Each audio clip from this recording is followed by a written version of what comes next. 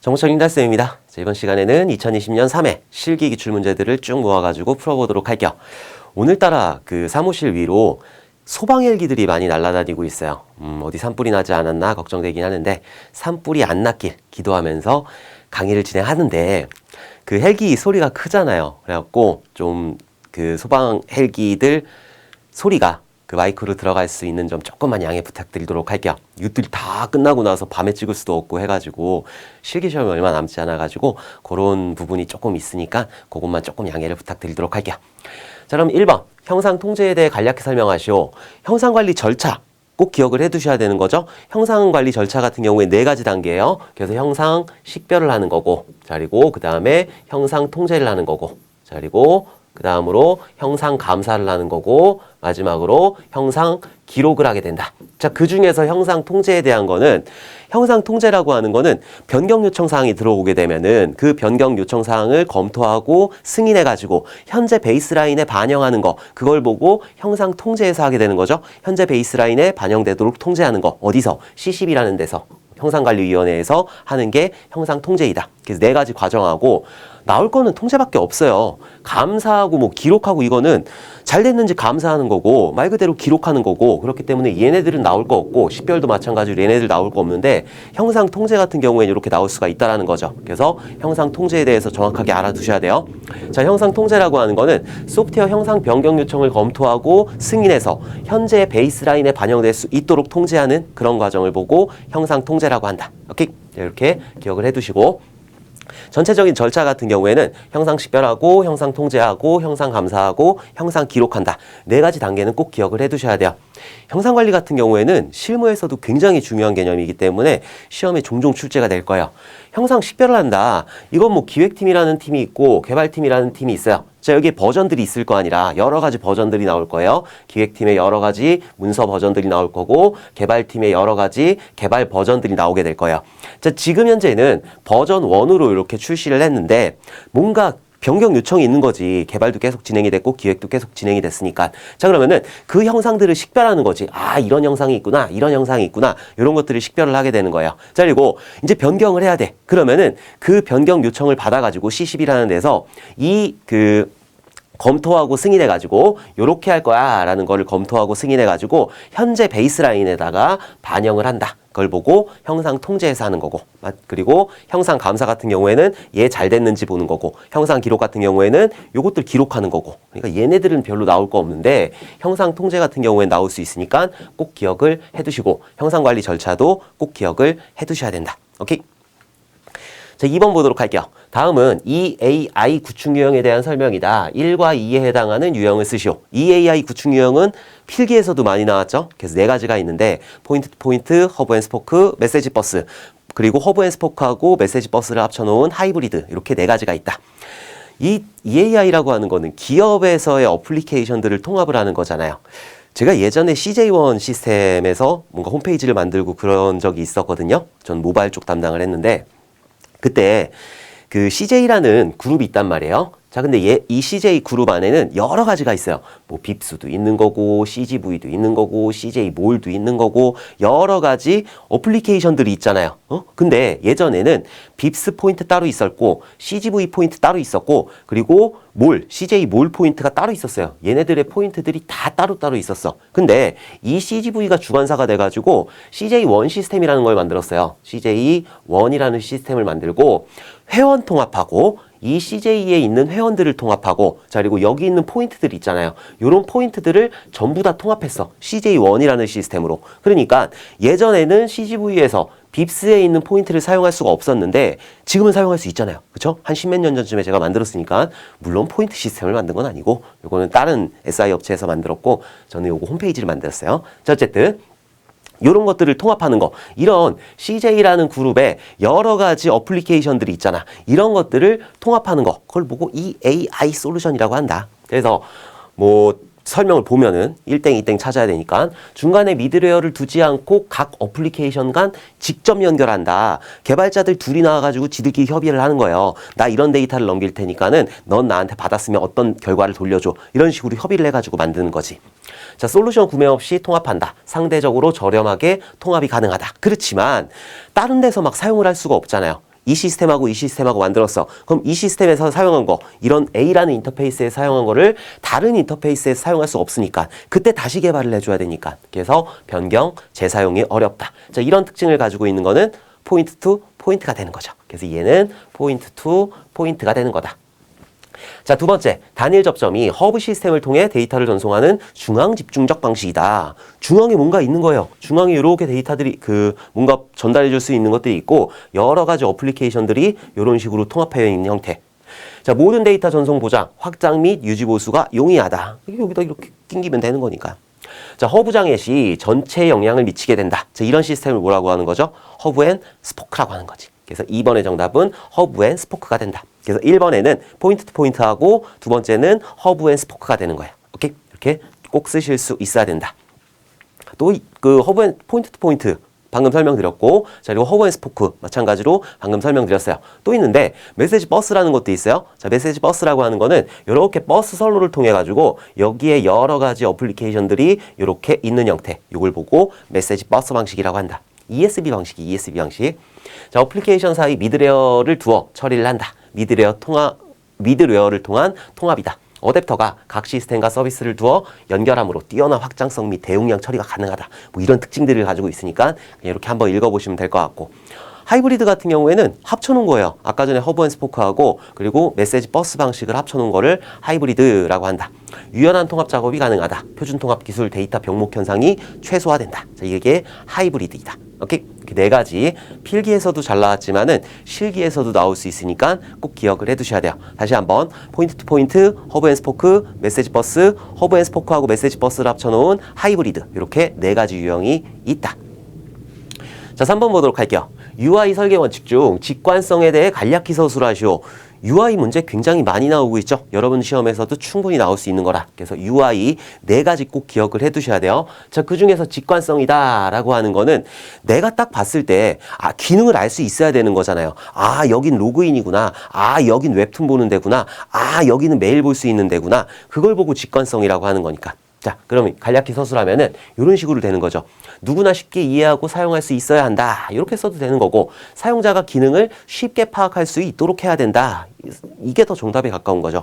사용자가 기능을 쉽게 파악할 수 있도록 해야 되는 게 그 UI 설계 원칙 중에 직관성에 들어가는 거죠. 오케이? 자, 그래서 UI 설계 원칙 네 가지 좀 살펴보면은 직관성, 유효성, 학습성, 유연성. 지난 시간에도 했어요. 요거 네 가지 꼭 기억을 해두셔야 돼요. 직관성, 누구나 쉽게 하고 사용할 수 있어야 된다. 기능을 정확하게 파악할 수 있어야 된다. 자, 유효성이라고 하는 거는 내가 뭔가를 할 때 그 목적을 달성해야 된다라는 게 유효성인 거죠. 사용자의 목적을 정확하게 달성해야 된다. 자, 학습성, 누구나 쉽게 학습할 수 있어야 돼요. 누구나 쉽게 배울 수 있어야 된다. 더럽게 어려우면 그거 어떻게 써? 그러니까 학습성이라는 게 있어야 되는 거고, 유연성, 뭔가 확장할 수 있는 구조가 돼야 되는 거예요. 뭔가 덧붙일 수 있는 그런 구조가 돼야 된다라고 하는 게 유연성이에요. 사용자의 요구사항을 최대한 수용하며 오류를 최소화해야 한다라는 게 유연성이다. 그래서 네 가지, 직관성, 유효성, 학습성, 유연성, 요거 네 가지를 꼭 기억을 해두셔야 돼요. 네 가지 써라 나올 수 있단 말이라. 그러니까 꼭 기억을 해두셔야 된다. UI라고 하는 거는 말 그대로 우리가 보는 화면을 UI라고 하는 거예요. 여러분들이 네이버를 보고 있잖아요. 그럼 네이버 UI가 되는 거야.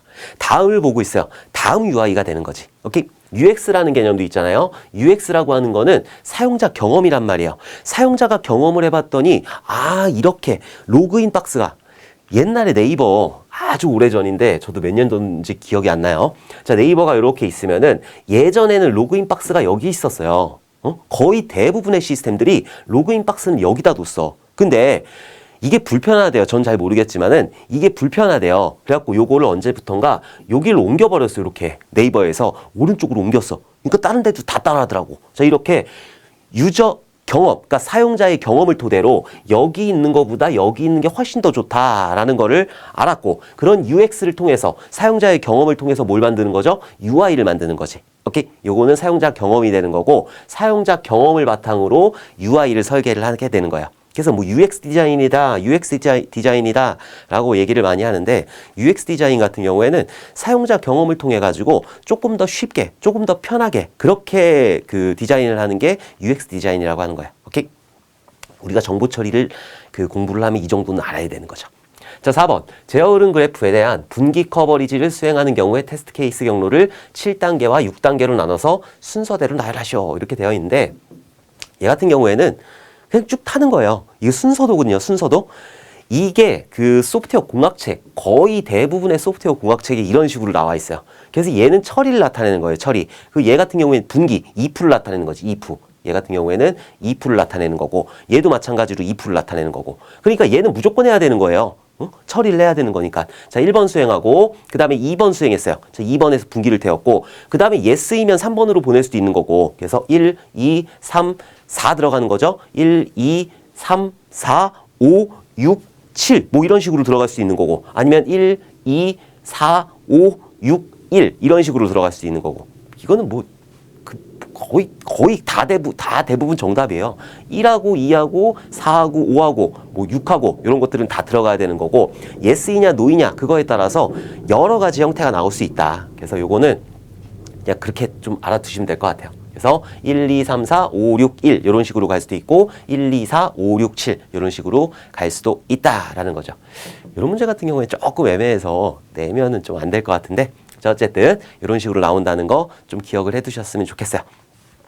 이제 조금 어렵게 내면은 이런 거 낼 수가 있어요.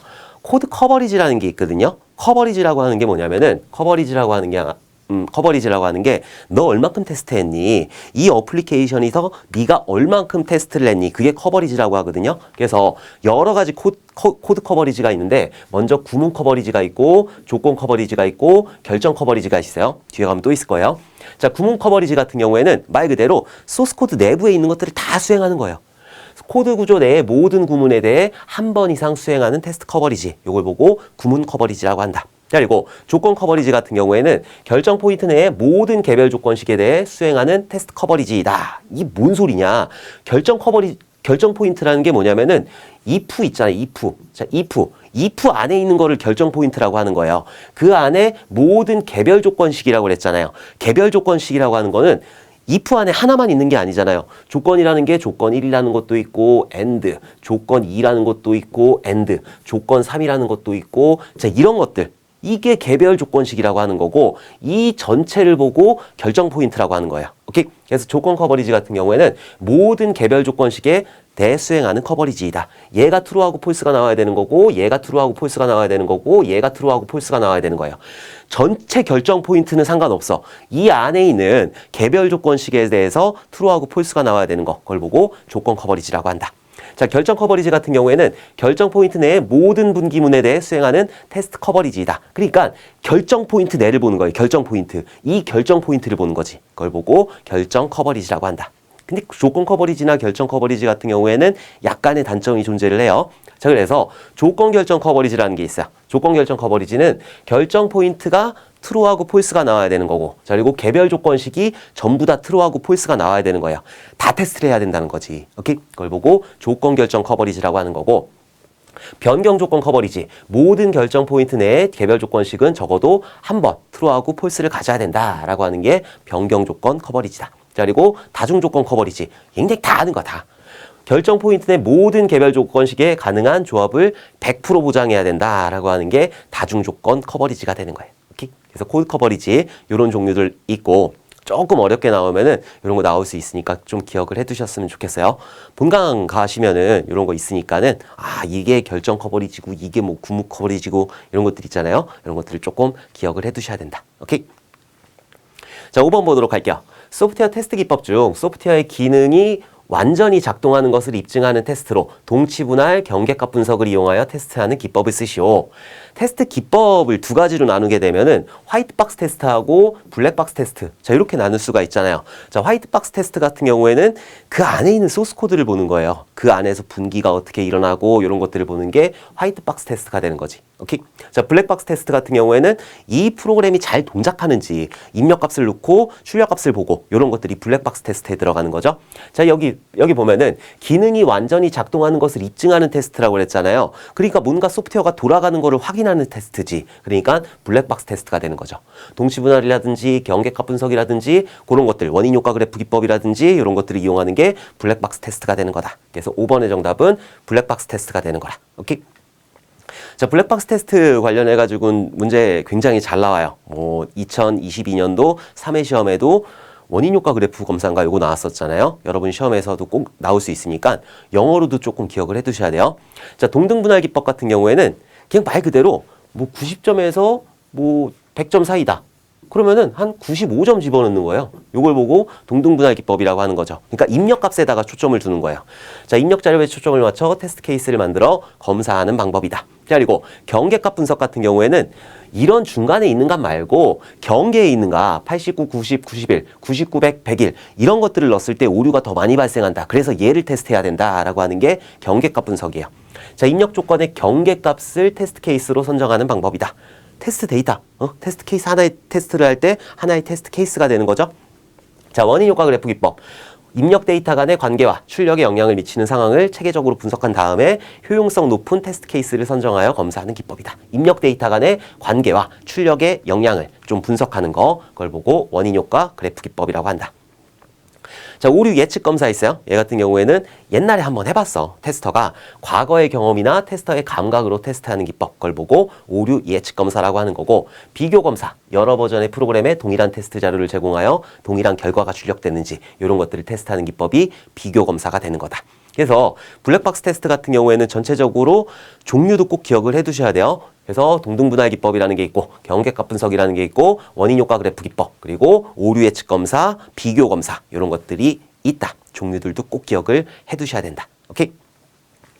자, 6번 보도록 할게요. 학생 테이블에 주소 컬럼을 추가하는 SQL문을 완성하는 빈칸 1땡 2땡에 알맞은 예약어를 쓰시오. 이제 이렇게 나왔을 때 그냥 써라 라고 나올 수가 있단 말이에요. 그래갖고 여러분들 제 것 데이터베이스 특강 있잖아요. 거기 보면 이런 것들 많이 나오니까는 그런 것들을 가지고 꼭 연습을 해 주셔야 된다. 자, 어쨌든 일단 학생 테이블이라는 게 있어요. 학생 테이블이라는 게 이렇게 존재를 하는데 여기에 안에 있는 모든 컬럼이라든지 아니면 튜플이라든지 여러 개가 이렇게 존재를 하는데 여기에 한 개를 더 추가하고 싶은 거라 이 구조를 한 개를 추가하고 싶은 거죠. 여기에 주소라는 구조를 추가하고 싶다라고 할 때 어떤 명령을 써야 되느냐. 알터라는 명령을 쓰는 거죠. 알터라는 거. 그래서 알터 테이블을 하게 된다. 알터 해가지고 이렇게 뭔가 구조를 수정하겠다라고 하는 거예요. 알터 테이블, 학생이라는 테이블에 대해서 뭔가 구조를 수정할 건데 주소를 바차 20으로 해가지고 글자 20짜리 주소라는 컬럼을 추가할 거야 라고 했잖아요. 그럼 알터 애드가 되는 거야. 알터 애드. 그래서 2번에는 애드라는 게 들어가야 된다. 그래서 6번 정답 같은 경우에는 1번에 알터가 들어가야 되는 거고 2번에 애드라는 게 들어가야 되는 거예요. 오케이? 우리는 지금 DDL문 하는 거죠. DDL문 같은 경우에는 크리에이트, 알터, 드롭, 트렁케이트 이런 것들이 있으니까 어쨌든 알터하고 애드라는 거 꼭 기억을 해 두셔야 된다. 자, 딴 것도 많아요. 알터 같은 경우에는 속성을 추가하고 싶어 라고 했을 때는 애드가 되는 거고 여기가. 자, 그리고 속성을 변경하고 싶어 라고 했을 때는 여기가 모디파이가 되는 거야. 자, 그리고 속성을 삭제하고 싶어 할 때는 드롭이 되는 거죠. 알터 애드, 알터 모디파이, 알터 드롭이 되는 거라. 그래서 이런 구조들 꼭 기억을 해 두셔야 된다. 크리에이트도 마찬가지고 크리에이트 인덱스 만들어라 이런 것들 시험에 나왔으니까는 그런 것들 꼭 기억을 해 두셔야 돼요. 자, 7번 보도록 할게요. 성적 테이블을 대상으로 아래 요구사항을 적용하여 결과를 출력하는 SQL문을 작성하시오 라고 되어 있어요. 학번 있고 과목 번호 있고 과목 이름 있고 학점 있고 점수 있고 이런 식으로 있을 때 어떤 요구사항이 있는지 보는 거죠.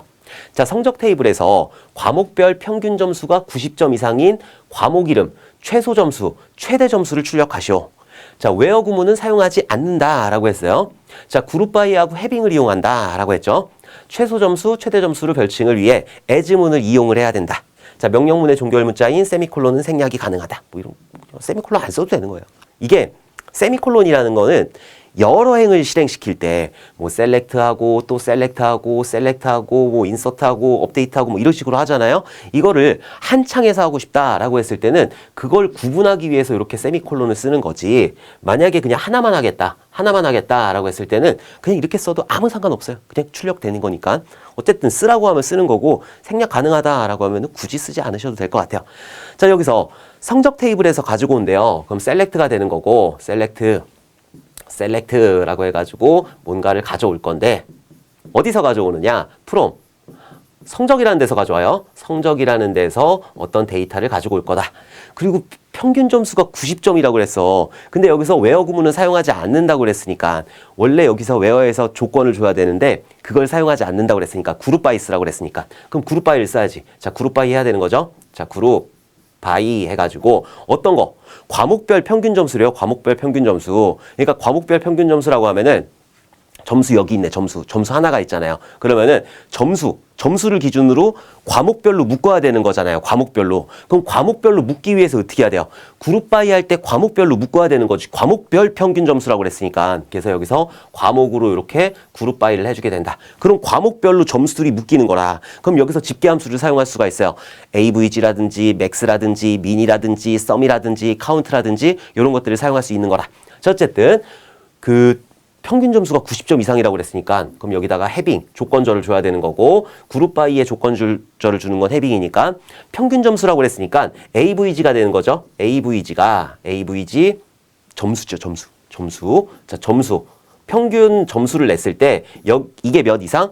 90점 이상이라고 그랬죠. 그래서 크거나 같다 90. 자, 이런 식으로 되는 거예요. 자, 그거를 뭘 가지고 오래요? 과목 이름하고 최소 점수하고 최대 점수 요거를 가지고 오게 된다. 그럼 여기서 과목이라는 걸 이렇게 가지고 오는 거고 최소 점수 같은 경우에는 민이에요. 민. 예하고 외워두셔야 돼요. 민이라고 한다. 그래서 민 해가지고 이렇게 점수라는 걸 가지고 오는 거죠. 점수. 민이라는 점수를 가지고 오는 거고. 자, 그리고 콤마.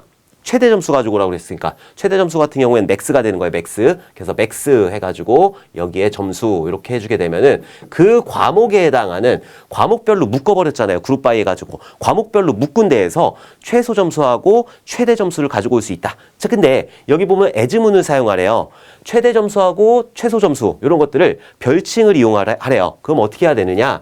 여기 민 점수한 다음에 여기다 한 칸 띄고 as 해놓고 얘는 최소 점수가 되는 거죠. 최소 점수가 되는 거고 얘 같은 경우에는 한 칸 띄고 as 한 다음에 최대 점수 이런 식으로 해주게 된다.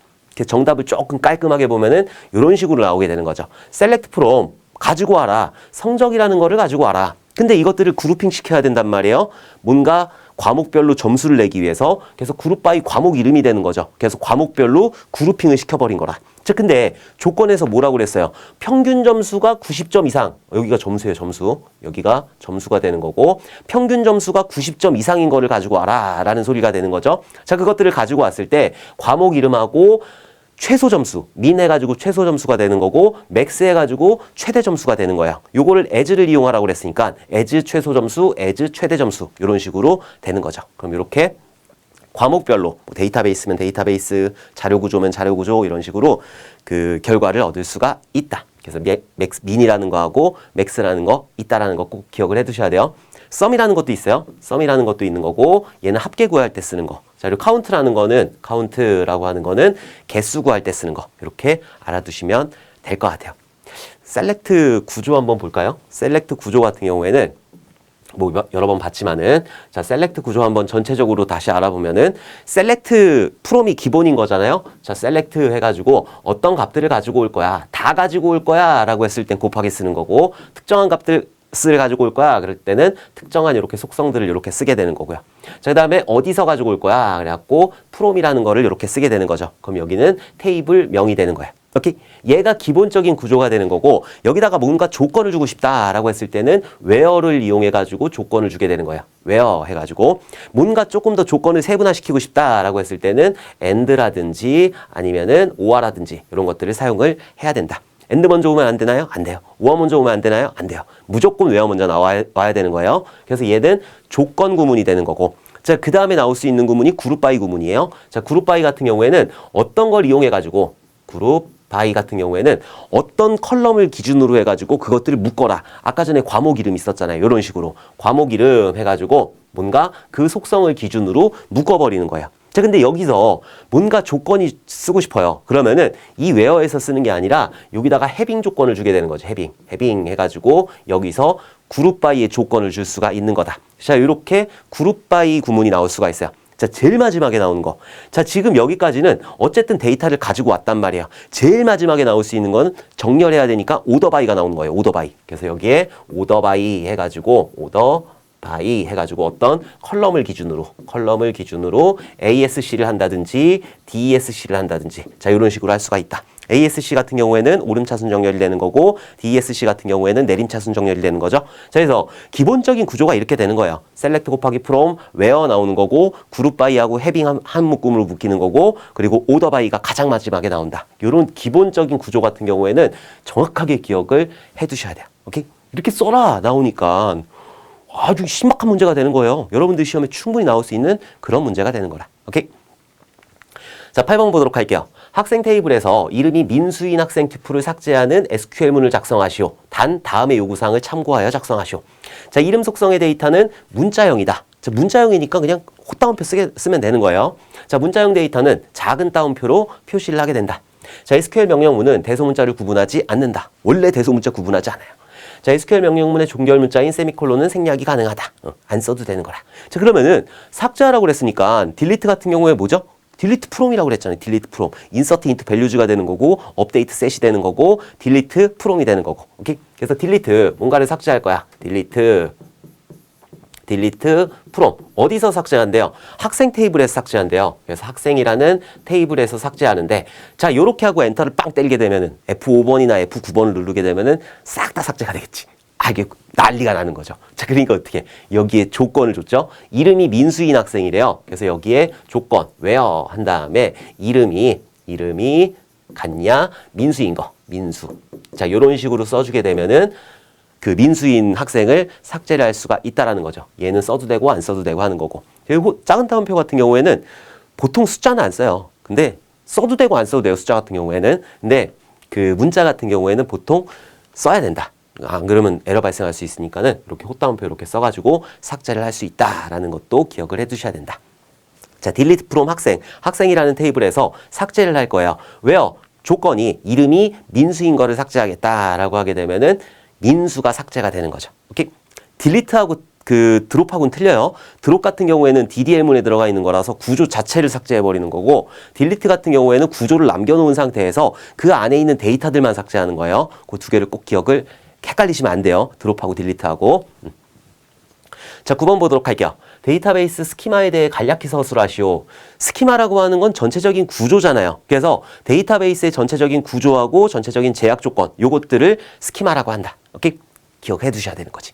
자, 스키마는 데이터베이스의 전체적인 구조하고 제약 조건에 대한 명세를 기술하고 정의한 것이다. 그냥 데이터베이스의 전체적인 구조와 제약 조건이다. 여기까지만 써도 되는 거예요. 굳이 명세를 기술하고 정의한 것이다. 이렇게는 안 쓰셔도 되는 거죠. 자, 어쨌든 스키마라는 거 꼭 기억을 해 두셔야 돼요. 자, 스키마는 3단계 스키마가 있잖아요. 외부 스키마가 있고 개념 스키마가 있고 내부 스키마가 있어요. 외부 스키마 같은 경우에는 사용자가 보는 관점이에요. 그래서 여러분들이 웹툰을 보고 있다. 월요 웹툰을 보고 있다. 화요 웹툰을 보고 있다. 전체 웹툰을 보고 있다. 하나의 웹툰을 가지고 여러 형태가 나오는 거잖아요. 그래서 이런 데이터들을 가지고 데이터베이스에 있는 것들을 가지고 외부 스키마 같은 경우에는 여러 개의 형태가 올 수가 있는 거예요.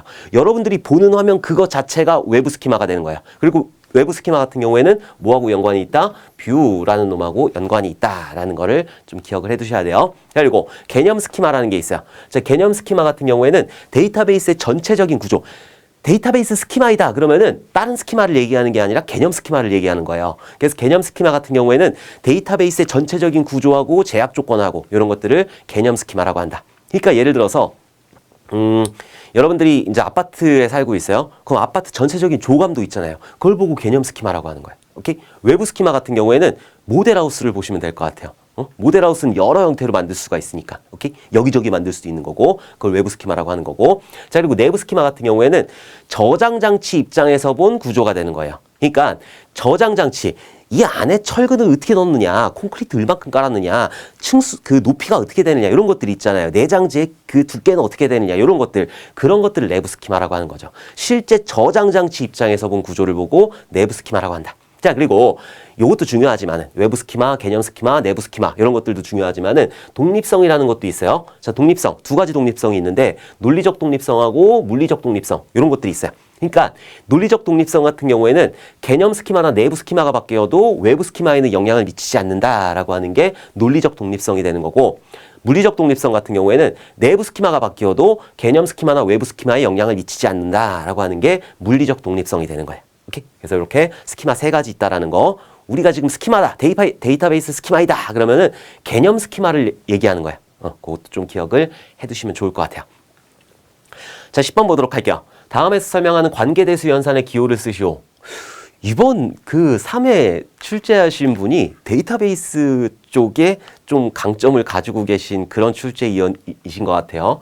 데이터베이스 문제 굉장히 많이 나오고 있어요. 뭐 딜리트도 나왔고, 셀렉트도 나왔고, 방금 전에 뭐 스키마도 나왔고, 지금 또 나오잖아. 관계대수도 나오잖아. 이런 것들 좀 보셔야 되는 거지.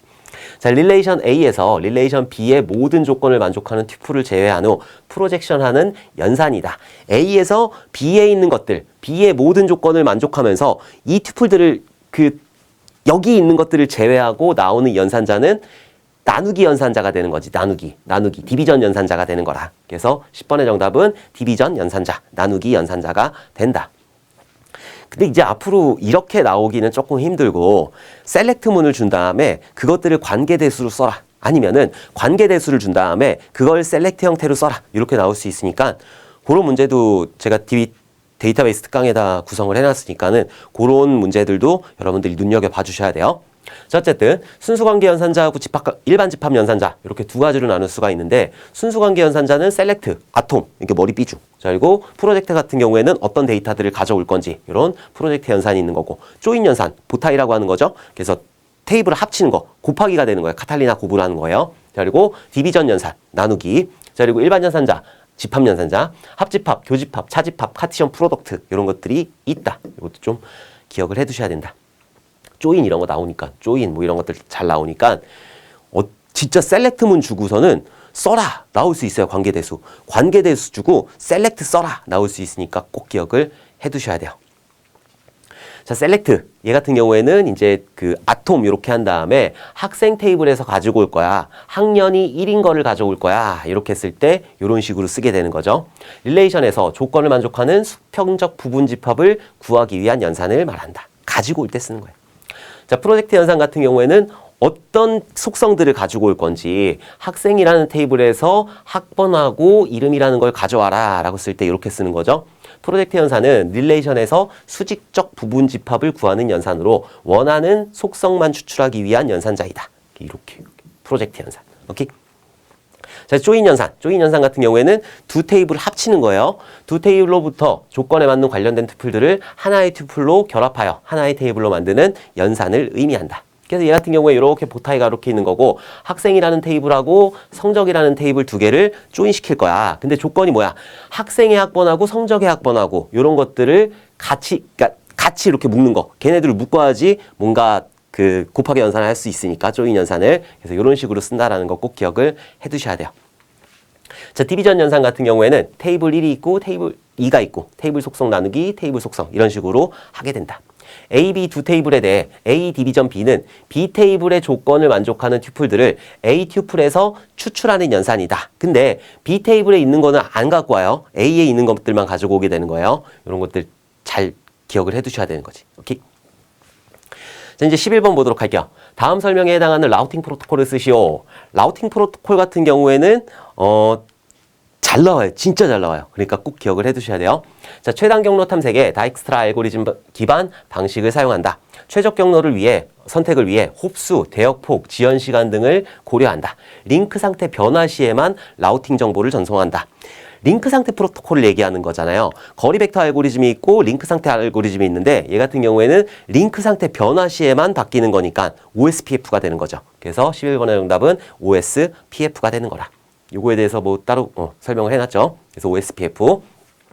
자, 라우팅 영역에 따라 가지고 IGP하고 EGP라는 게 있어요. 자, IGP 같은 경우에는 내부 라우팅 프로토콜이에요. 그러니까 어떤 자치 시스템 내부에서 돌 때 IGP를 쓰게 되는 거고 EGP 같은 경우에는 외부 라우팅 프로토콜이에요. 이 자치 시스템, A라는 대학교에서 B라는 대학교로 갈 거야. 자, 이럴 때 쓸 때, 이때 EGP가 쓰이게 되는 거죠. 그래서 IGP 같은 경우에는 내부 라우터 간 그런 프로토콜을 얘기하는 거고 요 안에서 돌 때 쓰는 거고 자, 종류에는 RIP 프로토콜하고 OSPF하고 IGRP 이런 것들이 있다.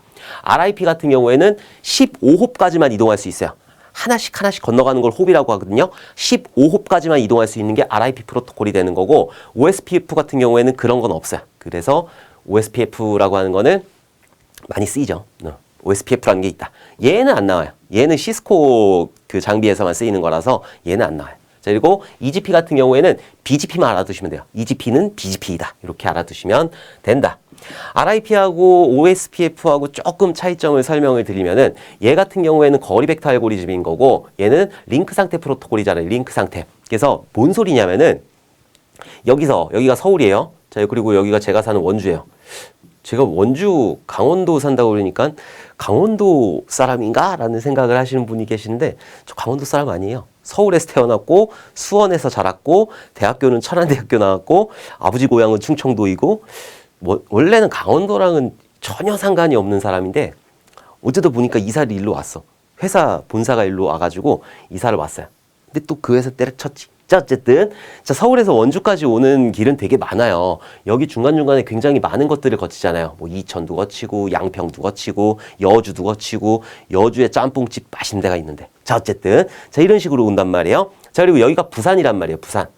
자, 만약에 서울에서 원주까지 오겠다라고 하면은 RIP 프로토콜 같은 경우에는 거리만 보는 거예요. 홉수만 보는 거예요. 홉수만. 그래서 서울에서 부산까지 오고 원주까지 오게 되면은 여기는 400km고 여기서 또 400km잖아요. 800km가 좋다고 판단을 하는 거예요. 왜? 두 번만 이렇게 딱 거치면 되는 거니까. 근데 원래는 비효율적인 거죠. 자, 그리고 링크 상태 프로토콜 같은 경우에는 이런 전체적인 상태를 보는 거야. 어디가 뭐 장애가 발생을 했는지, 어디에 도로 공사를 하고 있는지, 이런 것들을 보는 거죠. 자, 그래서 요렇게 오면은 100km만 올 수 있어. 이게 훨씬 더 좋은 그런 그 방법이잖아요. 그래서 요렇게 보내는 거, 그걸 보고 OSPF라고 하는 거예요. 전체적인 링크들의 상태, 이 라우터들, 이 링크들의 상태를 봐가지고 최적의 경로를 판단하는 게 OSPF가 되는 거다. 오케이? 그 얘기를 안 했구나. 라우터라는 게 뭐예요? 라우터라는 게 최적의 경로를 판단하는, 내가 저기 미국에 있는 존한테 데이터를 보낼 때 최적의 경로를 판단하는 게 라우터가 하는 역할이잖아요. 오케이? 그 안에서 어떤 프로토콜이 있냐? 내부 라우팅 프로토콜하고 외부 라우팅 프로토콜, 이런 것들이 있다. 내부 라우팅 프로토콜에는 RIP하고 OSPF가 있는데 RIP 프로토콜 같은 경우에는 거리 벡터 알고리즘을 사용하는 거고 OSPF 같은 경우에는 링크 상태 알고리즘을 사용한다라는 거를 좀 링크 상태 프로토콜을 사용한다라는 거를 좀 기억을 해 두셔야 돼요. 잘 나와. 정말 잘 나와요. 그러니까 꼭 기억을 해 두셔야 돼요. 자, 12번 보도록 할게요. 인터넷 프로토콜의 비신뢰적인 특성을 보완하기 위한 프로토콜로 IP 패킷 전송 중 에러 발생 시 에러 발생 원인을 알려주거나 네트워크 상태를 진단해주는 기능을 제공하는 프로토콜을 무엇이라고 하는지 영문 약어로 쓰시오. 써야 돼요. 이런 거 같은 경우에는. 이런 거 많이 말씀드렸죠. ICMP 프로토콜이에요. 그래서 12번의 정답은 ICMP 프로토콜이 되는 거다. 그래서 우리가 스머프 어택 같은 경우에는 도스 공격의 스머프 어택 같은 경우에는 IP의 특성하고 요 ICMP 특성을 이용해가지고 공격한다라고도 공부를 했었죠. 자, OSI 7계층하고 그리고 TCP/IP 4계층. 자, 응표, 세전, 내, 대, 물 해가지고 이렇게 7계층이 있는 거고 그거에 맞춰가지고 이렇게 두 개 묶어서 링크 계층이라고 하는 거고 그리고 인터넷 계층, 전송 계층 똑같이 쓰는 거고 위에 있는 거 3개 묶어가지고 응용 계층이라고 하는 거야. 자, 그리고 각각의 프로토콜들을 보게 되면은 인터넷 계층 같은 경우에는 IP 프로토콜, ICMP, ARP, RARP 이런 것들이 있다. 자, 전송 계층 같은 경우에는 TCP하고 UDP가 있는 거고 그리고 TCP 프로토콜에 맞춰가지고 이렇게 많은 프로토콜이 있어요. 자, UDP 프로토콜에 맞춰가지고 이렇게 많은 프로토콜들이 존재를 한다. 요거 한번 데이터 내려가는 과정을 보게 되면은 여기서는 어쨌든 데이터가 만들어지게 되는 거잖아요. 응용 계층 같은 경우에는 말 그대로 여러분들 프로그램이라고 생각을 하시면 돼요. 자, 그리고 표현 계층 같은 경우에는 암호화라든지 이런 것들, 그런 것들을 담당하는 게 표현 계층이고 세션 계층 같은 경우에는 서로 연결을 확립할 때 그때 쓰는 게 세션 계층이에요. 자, 어쨌든 이 위에서는 데이터가 만들어진단 말이에요. 자, 그 데이터를 내리는 거예요. 전송 계층으로 내려가지고 여기다가 헤더를 이렇게 붙이는 거죠. 자, 요거를 뭐라고 한다? 세그먼트라고 하는 거고 그 세그먼트를 내리는 거예요. 거기 앞에다가 헤더를 이렇게 붙이는 거지. 자, 그래갖고 얘를 뭐라고 하는 거예요? 얘를 패킷이라고 한다. 얘는 세그먼트라고 하는 거고. 자, 그리고 패킷을 내려요. 자, 패킷을 데이터 링크 계층으로 내리게 되면은 여기다가 헤더를 또 붙이겠죠. 자, 그리고 요걸 뭐라고 하냐? 프레임이라고 한다. 그래서 프레임을 내려가지고 물리 계층으로 쫙 전달을 하게 되는 거예요. 오케이? 이런 식으로 들어가게 된다. 그러면은 우리가 맨날 패킷 전송이다 이렇게 얘기를 하잖아요. 프레임 전송이잖아요. 사실 알고 보면. 근데 왜 패킷 전송이라고 하냐? 왜 그러냐면은 여기까지가 우리 집이라고 그랬죠. 내부에서만 돌아가는 거라 여기서 바깥으로 빠지기 위해서 내가 미국에 있는 존한테 그 뭔가 보내기 위해서는 라우터들을 통과를 해야 돼요. 그럼 이 라우터들이 뭘 봐야 되냐면은 미국에 있는 존의 IP를 봐야 되는 거죠. 주소를 봐야 되는 거라 그 주소를 열어봐야지 갈 수가 있으니까 그 주소를 봐야 되니까는 패킷을 열어보게 되는 거야. 패킷을 열어야지 그 안에 주소를 알 수 있으니까 요 헤더 안에 그 주소 값이 들어가 있으니까 그래서 패킷 전송이다 패킷 전송이다 이렇게 얘기를 하는 거죠. 오케이? 그래서 OSI 7계층 꼭 기억을 해 두셔야 된다. 장비도 알아두셔야 돼요. 장비. 물리 계층 같은 경우에는 허브라든지 리피터라든지 이런 것들이 쓰이는 거고 데이터 링크 계층 같은 경우에는 그 브릿지 그리고 스위치 이런 것들 쓰이는 거고 자, 네트워크 계층 같은 경우에는 라우터 이게 쓰이는 거죠. OSI 7계층 얘는 게이트웨이 이런 것들이 쓰이는 거. 걔는 안 나와. 걔는 안 나오고 어떤 장비들이 쓰이는지도 꼭 기억을 해 두셔야 된다. 자, 13번 보도록 할게요. 헝가리안 표기법. 네. 웃음밖에 안 나오는 그런 문제. 헝가리안 표기법에 대해 간략히 설명하시오 라고 되어 있는데 야 이건 진짜 틀리라고 된 거죠. 틀리라고. 일단 문제를 헝가리안 표기법 안 써요. 물론 전 써요. 전 쓰는데 헝가리안 표기법 같은 경우에는 잘 쓰지 않아요. 요즘에는 뭐 언더바 이용해가지고 많이 쓰죠. A 언더바 뭐 유저 뭐 이런 식으로 해가지고 쓰는데 어쨌든 헝가리안 표기법이라고 하는 게 낙타 표기법도 있고 헝가리안 표기법도 있고 그래요. 헝가리안 표기법이라고 하는 거는 변수 선언할 때 어떻게 선언할 거냐. 그래서 변수 선언할 때 만약에 네임이다 라고 이렇게 변수를 주게 되면은 이 앞에다가 이게 어떤 자료형인지 스트링이잖아요. 그래서 스트링 str 네임이다. 자 이런 식으로 쓰는 거예요. 이걸 보고 헝가리안 표기법이라고 하는 거지. 기타 문제를 내는지 난 이해를 못 하겠어요. 옛날에는 진짜로 이렇게 썼어요. 뭐 저는 지금도 습관이 돼가지고 그런지 모르겠지만은 저는 요즘도 이렇게 쓰고 있거든요. 만약에 나이다 그러면은 얘는 인트형이잖아요. 그래서 I, A, G, E 자 이런 식으로 쓰는 거 이걸 보고 헝가리안 표기법이라고 한다. 낙타 표기법은 제가 지금 여기 소문자하고 여기 대문자하고 소문자 또 대문자 이렇게 들어갈 거 아니에요. 어떤 단어들이 결합이 될 때 그 맨 앞에 있는 거를 대문자로 쓰는 거 이걸 낙타 표기법이라고 하는 거예요. 자, 어쨌든 헝가리안 표기법은 프로그래밍 언어에서 변수 및 함수의 인자 이름 앞에 데이터 타입을 명시하는 코딩 규칙이다. 이게 안 쓰는데 왜 나오는지 모르겠어. 언제적에 쓰는 건데. 아무튼 그래요. 자, 14번 보도록 할게요. 리팩토링의 목적에 대해 간략히 설명하시오. 리팩토링이 뭐죠? 리팩토링이라고 하는 거는 이미 만들어 놨어. 근데 여기가 안에 있는 것들이 성능이 안 나오는 거예요. 그러니까 그 안에 있는 기능은 그대로 두는 거라.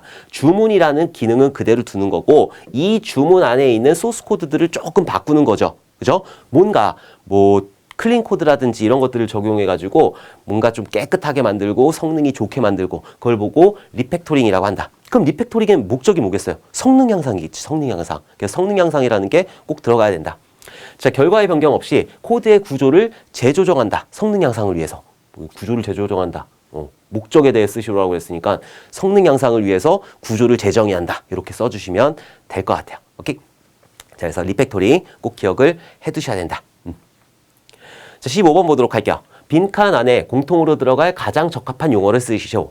심리학자 톰 마릴은 컴퓨터가 메시지를 전달하고 메시지가 제대로 도착했는지 확인하며 도착하지 않았을 경우 메시지를 재전송하는 일련의 방법을 가리켜 기술적 은어라는 뜻으로 뭐뭐라고 불렀다. 난 여태까지 그 컴퓨터 공부를 하면서 기술적 은어라는 걸 한 번도 들어본 적이 없어요. 이거 되게 논란 많이 됐었잖아요. 이때 문제가. 기술적 은어가 도대체 뭐냐라고 논란이 많이 된 문제인데 이 같은 경우에는 프로토콜이 정답이에요. 프로토콜. 그래서 15번의 정답은 프로토콜이다. 다른 데서 좀 찾아야 돼요. 메시지를 전달하고 메시지가 제대로 도착했는지 확인하며 흐름 제어라든지 오류 제어라든지 이런 걸 한다는 거잖아요. 도착하지 않았을 경우 메시지를 재전송하는 일련의 방법 이런 것들을 다 프로토콜로 규약으로 만들어 놨으니까 그걸 보고 프로토콜이라고 한다. 프로토콜에 3요소 있었죠. 구문, 의미, 타이밍. 그래서 구타를 왜 하니? 의그 이렇게 알아뒀었잖아요. 그래서 프로토콜의 3요소 구문 그리고 의미 그리고 타이밍 이렇게 세 가지 있다는 거 꼭 기억을 해 두셔야 돼요. 구타를 왜 하니? 의그 이렇게 이놈 새끼야. 자, 16번 보도록 할게요. 이제 코딩 문제 나오기 시작했어요. 16, 17, 18, 19, 20 다섯 문제 나왔네요. 앞으로 지금 사실 2020년 3회까지는 굉장히 평이하게 문제가 출제가 됐어요. 이 프로그램 문제 같은 경우에는. 근데 여러분들 같은 경우에는 진짜 어렵게 출제가 될 거예요. 그래서 꼭 기억을 해 두셔야 된다. 지금 보면은 2020년 3회 실기 같은 경우에는 16, 17, 18, 19, 20 해가지고 프로그램 문제가 5문제가 나왔죠. 자, 그리고 앞에서 우리 그 데이터베이스 써라 라고 하는 게 2문제 정도 출제가 됐잖아요. 2문제에서 개념 빼고 2문제 정도가 출제가 됐으니까 요것만 해도 7문제예요. 그러니까 프로그램 나 포기하겠다. 데이터베이스 포기하겠다. 그거는 자극증 안 따겠다라는 의미랑 똑같기 때문에 꼭 그 깨알씨 언어 특강을 꼭 들어주셔야 된다. 자, 어쨌든 요거 한번 찾아보도록 할게요. i라는 공간에 0을 집어넣고 c라는 공간에 0을 집어넣었어요. 그럼 i에 0 들어가 있고 c라는 공간에 0이 이렇게 들어가 있게 되는 거죠. 자, while문을 도는 거지. 반복을 돌 거예요. 요 조건에 만족을 해야지 여기 들어가는 거니까 i가 10보다 작냐? 이게 i고 c이고 했을 때 i 값은 0이란 말이에요. 0은 10보다 작지. 그러니까 밑으로 떨어지겠죠. i 플러스 하게 되는 거죠. 그럼 i 값은 1 값이 되는 거고. 자, 그리고 그 밑에 c는 c 곱하기 i가 되는 거잖아요. c는 c 곱하기 i가 되는 거니까 c에 지금 얼마 있어요? 0 있단 말이에요. i에 얼마 있어요? 1 있단 말이에요. 0 곱하기 1하면 어떻게 돼요? 0 곱하기 1은 0이지 0. 그죠? 그래서 얘는 0을 계속 유지할 거예요. 자, 그리고 끼적끼적 올라가가지고 다시 비교를 하는 거죠. i 값이 지금 1이에요. 1이 10보다 작니? 작아. 작으니까 어떻게? 밑으로 떨어지는 거지. i 플러스 하게 되는 거예요. 그럼 i 값은 얼마가 되는 거예요? 2가 되는 거죠. 자, 그리고 밑에 내려와서 c는 c 곱하기 i 하니까는 c에 지금 얼마 들어가 있어요? 0 들어가 있잖아요. 0 곱하기 2 하면 0이지 뭐. 근데 계속 0만 집어넣겠다. 그래서 c에는 계속 0만 들어가는 거예요. 0 곱하기 100도 0이고 0 곱하기 1억도 0이기 때문에. 오케이? 그래서 c에는 0이 계속 유지가 되어 있다. 그리고 출력해라 라고 하니까 여기에 0 값이 이렇게 출력이 되겠죠. 굉장히 간단한 문제. c의 정답은 0이 되는 거야. 이런 문제만 나오면 진짜 다 맞출 수 있는 거죠. 근데 이제 이렇게 안 나온다라는 거죠. 오케이? 자, 이제 17번 문제 보도록 할게요. 다음 C 언어로 작성된 프로그램이다. 이를 실행한 출력 결과를 쓰시오. 얘 같은 경우에는 이제 함수 호출 관련된 문제죠. 지금 메인 함수부터 시작해야 되니까 우리는 모든 프로그램은 메인부터 읽는 거예요. 자바 같은 경우에는 public static void main 거기서부터 읽는 거고 C 언어 같은 경우에 여기 있는 메인부터 읽는 거라. 자, 그래서 printf 뭔가를 출력하는데 %d 정수를 출력할 거야. 근데 출력하려고 봤더니 알백으로 출하라네. 알백을. 그럼 알백으로 가야죠. 알백으로 이렇게 올라가는 거야. 자, 올라갔더니 알백 보니까는 200 더하기 R10이 되는 거네. 그럼 리턴을 해줄 때 요 공간으로 어떤 값을 리턴을 해줘야 되는데 여기에 R10도 출해야 되는 거잖아요. 그럼 R10으로 또 가는 거예요. 자, R10으로 가. R10을 봤더니 여기다가 뭔가 값을 리턴을 해줘야 되는데 R10에 봤더니 또 R1을 호출하고 있네. 그럼 또 R1으로 가는 거예요. R1으로 갔어. 그러니까 여기서 리턴 4 하게 되는 거죠. 그럼 여기에 4라는 값이 이렇게 들어오는 거죠. 여기에 4라는 값이 이렇게 들어오게 된다. 자, 30 더하기 4 하니까 34가 되는 거고 34를 어떻게 하래요? 리턴하래요. 나를 호출한 공간 여기로 34를 이렇게 리턴을 하는 거죠. 자, 그리고 200 더하기 34 하게 되면 234가 되는 거고 그 234라는 값을 나를 호출한 공간 요 길로 234를 이렇게 리턴을 하게 되는 거죠. 그러면은 출력 결과는 234가 되는 거라. 그래서 17번의 정답은 234가 된다. 오케이? 이런 문제만 나와도 그냥 아주 땡큐인 건데 이제 이렇게 나올 시대는 끝났어요. 이제 굉장히 어렵게 나올 거예요. 사실 제가 2021년도부터 정보처리 기사 강의를 시작을 했는데 이런 문제들을 계속 보니까는 작년에 이렇게 출제가 됐구나. 그래서 수강생 분들한테 포인터까지만 보시면 돼요. 그냥 1차원 포인터까지만 보시면 돼요. 라고 말씀을 드렸는데 급하게 수정했어요. 깨알씨 언어 특강 다 들어주세요. 이렇게 급하게 수정했어요. 너무 어렵게 나오니까. 여러분들 시험도 진짜로 어렵게 나올 거예요. 그래서 프로그래밍 언어 같은 경우에는 조금 익숙해지셔야 돼요. 뭐 깨알씨 언어 특강 60강 적지 않은 강수지만은 그거 전체적으로 보시면은 여러분들 어느 정도 애지간한 문제들은 거의 다 맞추실 수 있을 거라 믿어 의심치 않아요. 그래서 꼭 들어달라는 거죠. 자, 18번 보도록 할게요. 다음은 자바로 작성된 프로그램이다. 이를 실행한 출력 결과를 쓰시오. Public Static Void Main. 뭐 클래스도 있고 그랬겠지만은 중요한 건 메인이니까 i라는 공간에 0값을 이렇게 집어넣고 sum이라는 공간에 0값을 이렇게 집어넣었어요. 자, 그리고 while문을 도는 거죠. while문은 똑같아요. C 언어나 뭐 다른 것도 다 똑같아요. while 그 조건에 만족하는 동안 반복한다는 거는 똑같은 거라. 자, 0이 10보다 작냐? 작아요. 그러니까 어떻게 하래? i 하는 거래요. 그럼 i가 1값이 이렇게 되는 거고 i 값은 1값이 되는 거고 1%e 얘 의미는 뭐냐면은 1 나누기 2 한 다음에 나머지 값을 보라는 거예요. 1 나누기 2 하게 되면 몫은 0이고 나머지가 1이죠. 응? 몫은 0이고 나머지가 1이니까. 그럼 얘는 1이죠. 1하고 같니? 같아. 그러니까 어떻게 하래요? 컨티뉴 하라고 했죠. 컨티뉴는 뭐예요? 반복의 다음 단계로 이렇게 돌아가라 라고 하는 게 컨티뉴의 의미가 되는 거고, 그럼 반복의 다음 단계인 여기로 돌아갈 거예요. 그럼 비교를 하겠지. 1이 10보다 작니? 응? 1이 지금 1이니까 1이 10보다 작니? 작아. 작으니까 밑으로 떨어질 거예요. i 플러스 하게 되니까 i 값은 2가 되겠죠. i 값은 2가 된다. 자, 그리고 밑으로 내려와서 2% 2 나누기 2 했더니 몫은 0이고, 몫은 1이고 나머지가 0이잖아요. 0하고 1하고 같니? 아니, 안 같아. 안 같으니까 컨티뉴 안 타고 여기 있는 걸 이렇게 호출하겠죠. 썸 플러스는 i 하게 되는 거죠. 썸 플러스는 썸에 있는 값하고 i에 있는 값하고 더해가지고 썸에다 집어넣어라 라고 했으니까 여기에는 2 값이 이렇게 들어가겠죠. 자, 그리고 또 끼적끼적 올라가는 거야. 올라가가지고 2가 10보다 작니? 아니, 안 작아. 안 작으니까 어떻게? 밑으로 내려와서 i 플러스 하게 되는 거죠. 자, i 플러스 하니까는 i 값은 3이 되는 거고, 3을 가지고 나누기 2 하는 거예요. 3 나누기 2 하면 몫은 1이고 나머지가 1이잖아요. 1하고 같니?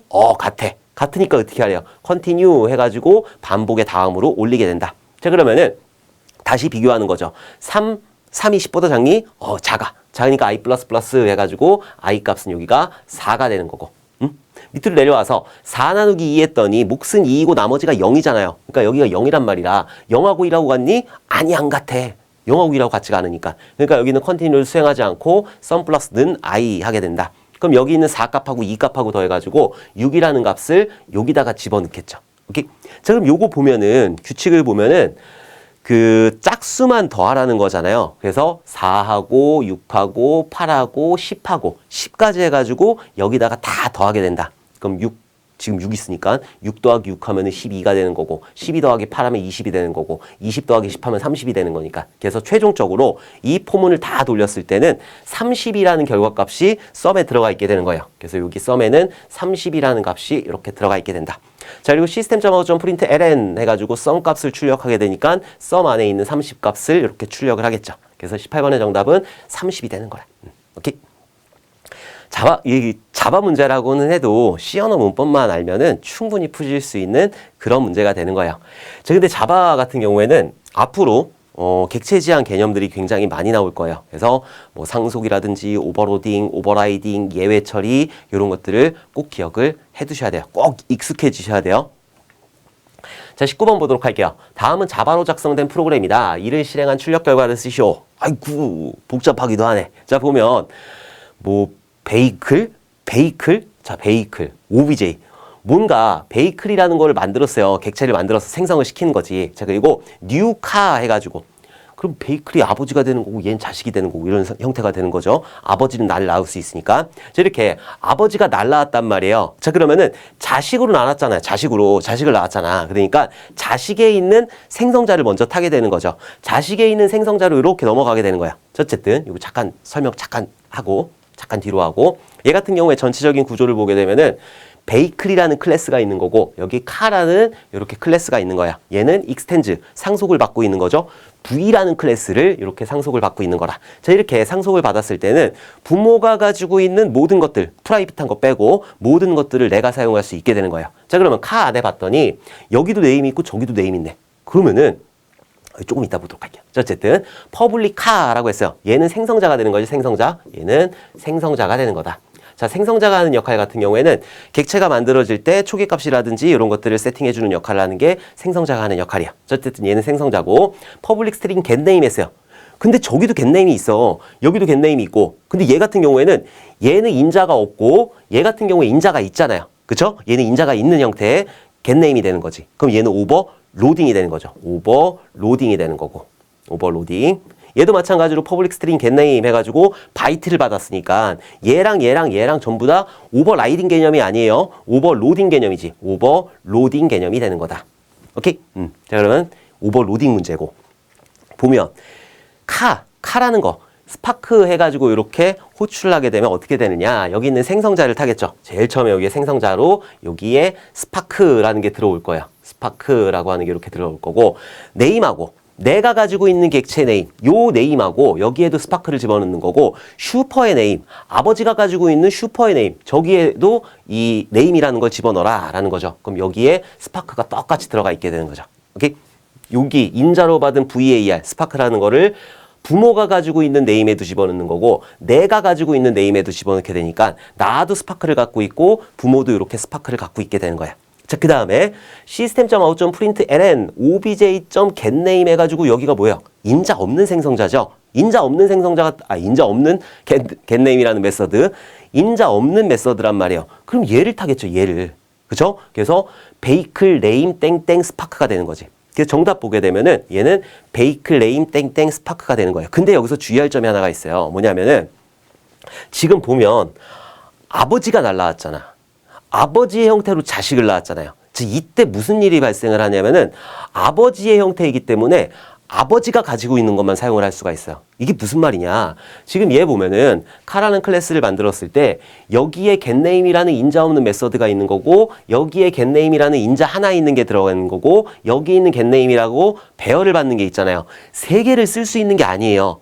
얘 아버지가 가지고 있는 getName만 사용할 수 있어요. 만약에 여기서 getName 해가지고 여기에 뭐 A 자 이런 식으로 썼단 말이에요. 인자를 하나를 줬어. 그럼 얘를 타겠네? 안 타요, 얘를. 왜? 아버지가 갖고 있지 않기 때문에. 아버지 형태로 날라왔을 때, 아버지 날라가셨을 때는 아버지가 가지고 있는 메서드만 사용할 수 있지, 자식만 가지고 있는, 자식이 가지고 있는 요 메서드를 사용할 수 없다라는 거라. 그래서 이런 식으로 만약에 호출을 했을 때는 오류가 출력이 돼요. 그렇게 알아두시면 될 것 같아요. 베이클 네임 스파크가 되는 거고. 자, 20번 보도록 할게요. C++에서 생성자에 대해 간략히 설명하시오. C++이건 자바건 뭐 파이썬 이거 다 필요 없어. 생성자가 하는 역할은 객체가 생성될 때 호출되는 하나의 특정한 메소드가 되는 거예요. 그런 메소드가 초기 값이라든지 이런 것들을 할당해 줄 때 쓰는 게 생성자가 하는 역할이다. 그래서 보면 생성자는 객체 생성 시에 자동으로 호출되는 메서드로 멤버를 초기화하는 목적으로 주로 사용된다. 멤버라고 하면 멤버 변수들 얘기하는 거예요. 그런 것들을 초기화하는 목적으로 주로 사용이 되는 게 생성자이다. 자바의 생성자 똑같아요. 뭐 파이썬에 똑같은 그런 기능을 하고 있는 게 생성자예요. 뭐 C++이라고 해가지고 당황하지 마시고 생성자에 대해 써라 라고 하면은 다 똑같은 거니까 이렇게 알아두시면 될 것 같아요. 자, 이렇게 해가지고 우리 2020년 3회에 기출되었던 문제들을 한번 쭉 풀어봤어요. 사실 요 정도 난이도면 정말 할만한 거죠. 데이터베이스 쪽이라든지, 데이터베이스라든지 아니면 프로그램 언어라든지 요 정도 난이도면은 정말 할만한데, 여러분들 시험은 아마 지금 2020년도에 봤던 것보다는 아마 훨씬 더 어렵게 출제가 될 거니까 조금만 더 시간 얼마 남지 않았으니까 조금만 더 열심히 하셔가지고 꼭 정보처리 기사 자격증 취득하셨으면 좋겠습니다. 자, 이번 시간도 여러분들 너무너무 수고 많으셨고, 우리 다음에 웃는 얼굴로 다시 뵙도록 하겠습니다. 감사합니다.